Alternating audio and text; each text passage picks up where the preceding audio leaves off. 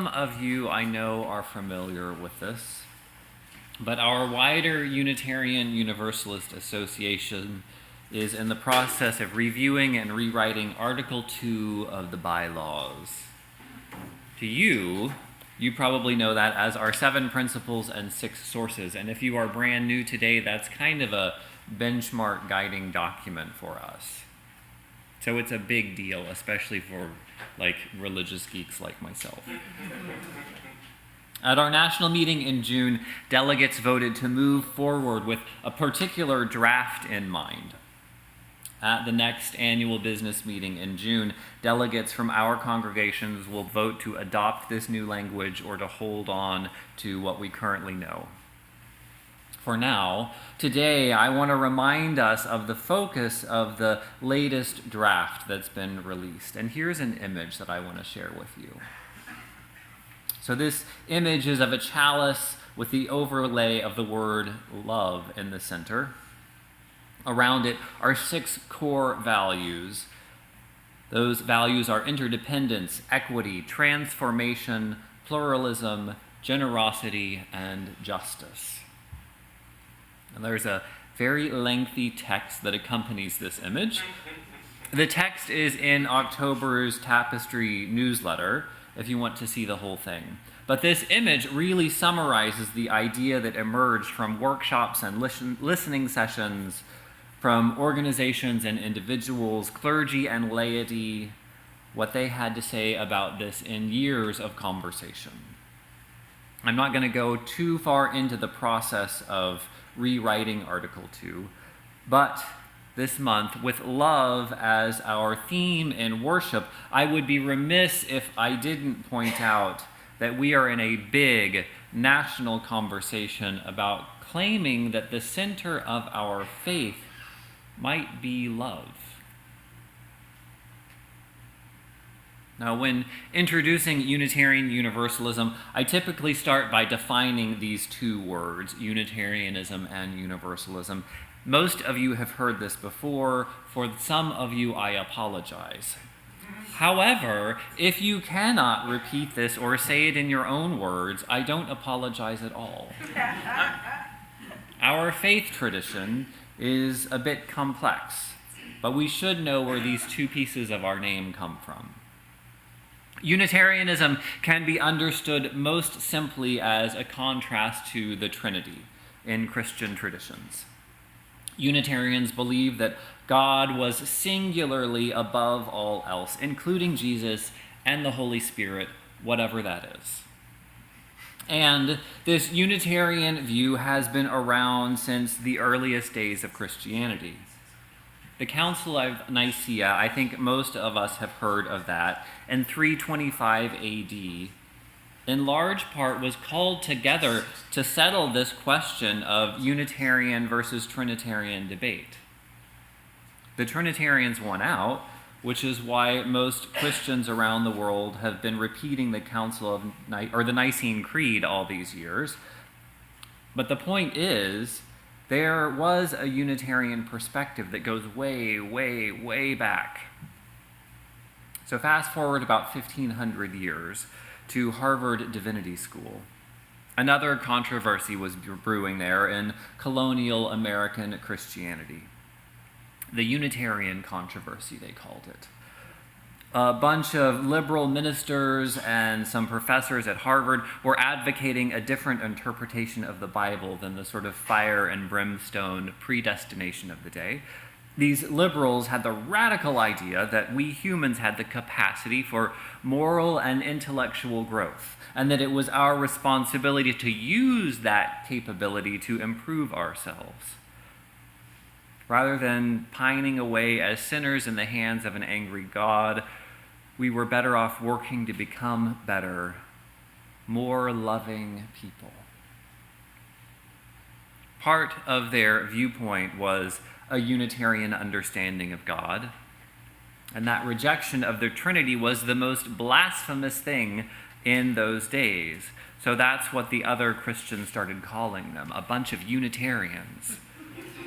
So finally, William Ellery Channing, in his benchmark sermon, Unitarian Christianity, said, okay, we're Unitarians. And we believe that people have the capacity to grow in our minds and in our hearts. Our mission as people of faith is to live not in fear, but to grow in our love for one another and our love for the sacred. The second half of our name, Universalism, is even more closely focused on love. Universalism is also based in our Christian background. It basically argues that in the end, no one is destined to hell. In fact, all souls would be restored in relationship with God. Again, this is not a newfangled, radical idea in Christian tradition. Some of the earliest, most grounded church fathers, we call them, had universalist ideas back in the 2nd century. All that talk of hell and salvation, I know, doesn't resonate with our sensibilities today. However, that root message of universal salvation evolved. To many, it means that God is way more interested in love than in punishment. From an ecological and justice perspective, universalism reminds us that my liberation is tied up with yours, and we are all in this together. In a nutshell, universalism of our faith suggests that in the end, love wins. Now, recently, the Reverend Dan Schatz created a word cloud from our hymnal. You've probably seen these word clouds before. It's pretty basic software that can put together a collection of words. It demonstrates through size how often different words show up. So the image here was generated from our Singing the Journey hymnal, the green one that you know of more contemporary tunes. And this second image is using all of the lyrics of our Singing the Living Tradition hymnal. Our hymnal is a carefully crafted collection of our most beloved songs and readings. To me, as a lover of music, especially the music that we share together in worship, these two images speak volumes. The hymn that we'll sing in just a minute, As Tranquil Streams, was written to commemorate the merger of the Unitarians and the Universalists to form the Unitarian Universalist Association. I'll admit it's a little bit of a stodgy tune, but one of the verses resonates with me as we consider moving forward together. It talks of a freedom that reveres the past, but trusts the dawning future more, and bids the soul in search of truth adventure boldly and explore. I know we love our tradition, and I hope that we're willing to consider growing into the faith community that fits our current day. Whether it's in our beliefs or our documents or our political commitments, we have a tradition of leaning forward and pulling society along with us. In the Northeast in the 1800s, prominent Unitarians were effective in convincing the public of the inhumanity of slavery. And here in California, the Reverend Thomas Starr King was responsible largely for keeping the Golden State in the Union during the Civil War. We were the first denomination to recognize the ordination of women. In these same Unitarian Universalist congregations, women's suffrage movements were born. Susan B. Anthony, Elizabeth Cady Stanton, Olympia Brown are our religious forebearers. In standing for equal rights for women, we sided with love. During the Civil Rights Movement, when Martin Luther King issued his call to Selma, Unitarian Universalist ministers and lay people across the country answered that call, a couple of them sacrificing their lives in the process. More recently, we've sided with love with marriage equality. Whether it's siding with immigrant families or with marriage equality, siding with health care that is equitable and available, or fighting for access to housing for all, we continue to show up. This is a moral stance, not just a privately assumed in our hearts sort of thing. We're talking about love lived out boldly in our families and our schools and our workplaces and in voting booths and in the streets. Siding with love is about faith in action. It's important to have a little caveat here, though. Real love is not sanctimonious. Here at Tapestry, we see some of the most active people who are changing our world are the least likely to speak poorly of the ones they disagree with. Siding with love requires humility, understanding that our practice will be imperfect, as each of us is imperfect and still chooses to do what we can.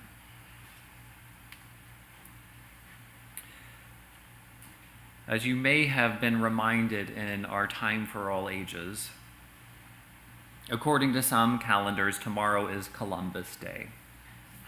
Others suggest that the day is better spent honoring American Indian people who called this continent their home for thousands of years before Europeans arrived.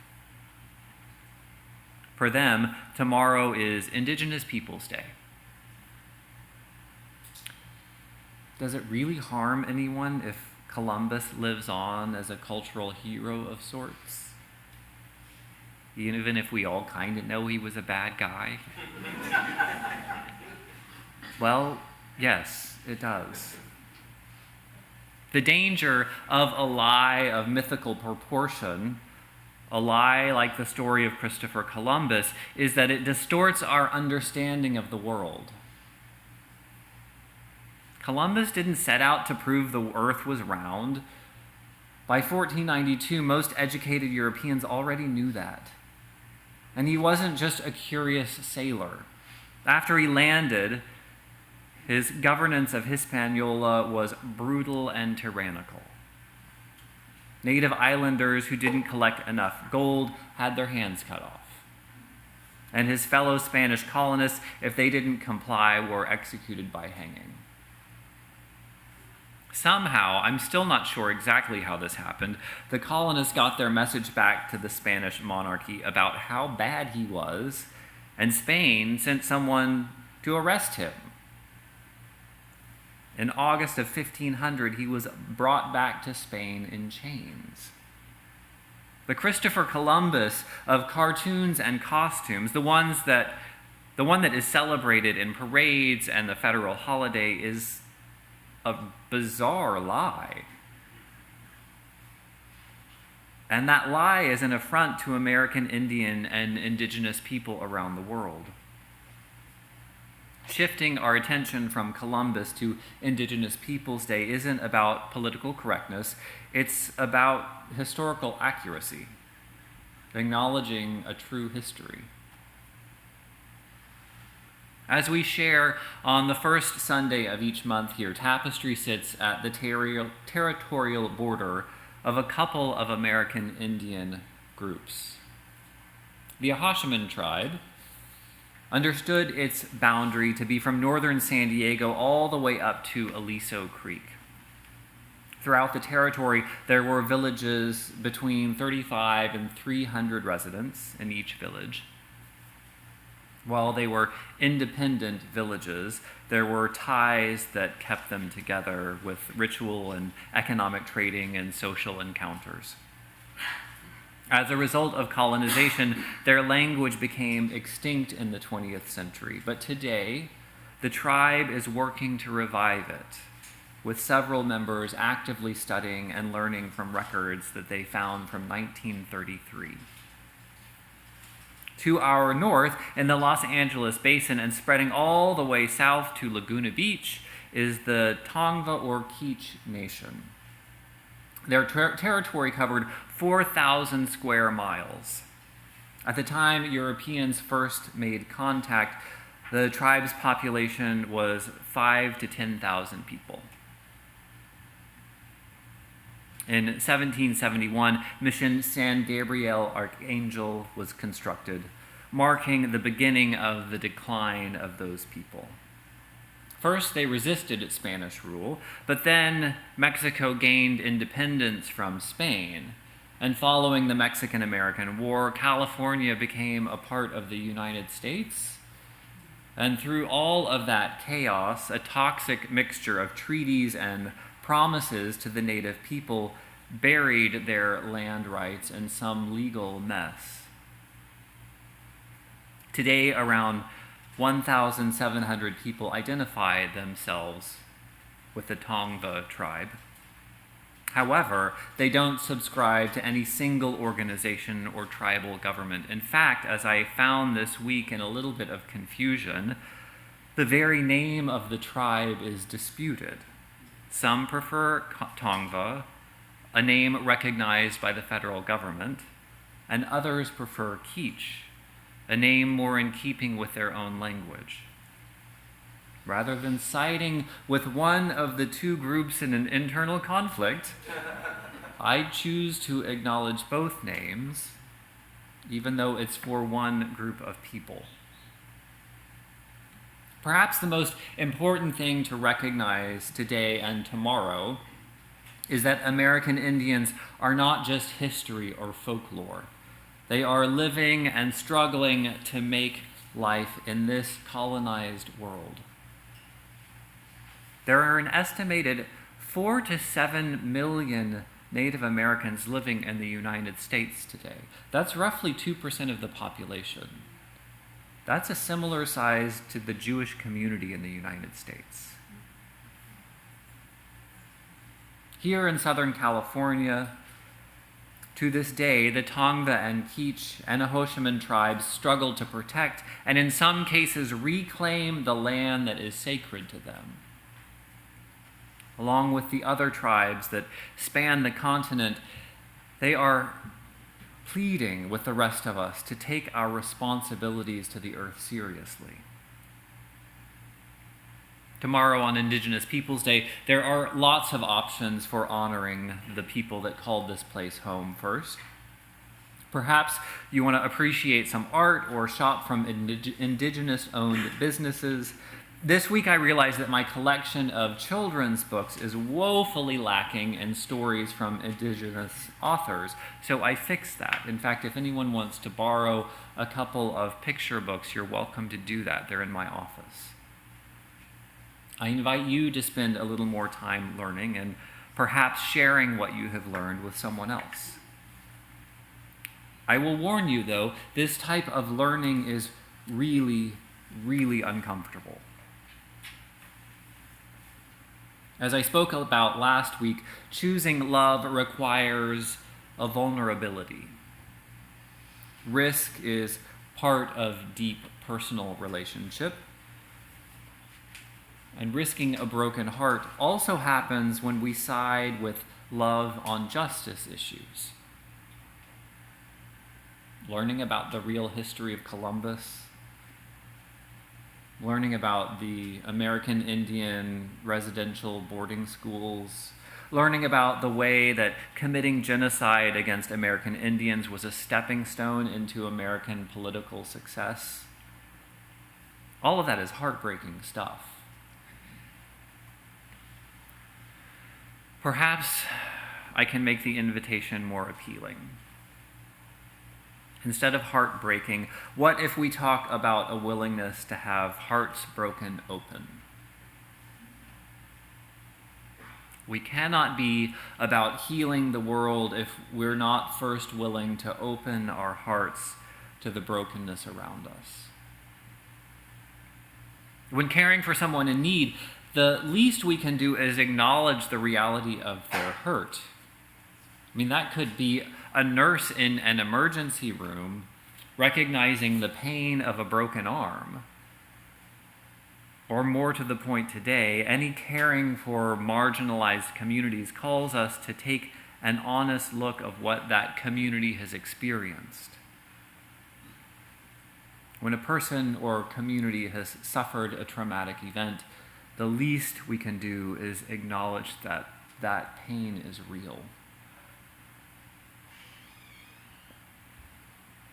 Now, it's not lost on me that the progressiveness of Unitarian Universalist communities can sometimes seem performative, like a game of who knows the latest correct language of an issue of oppression. It can appear inauthentic and just annoying sometimes. But this isn't a game of gotcha or a vocabulary bee. I invite you to join me in trying to let those defenses and judgment go. Let us join in a very long-standing tradition of acting boldly and loving more deeply each day. Amen.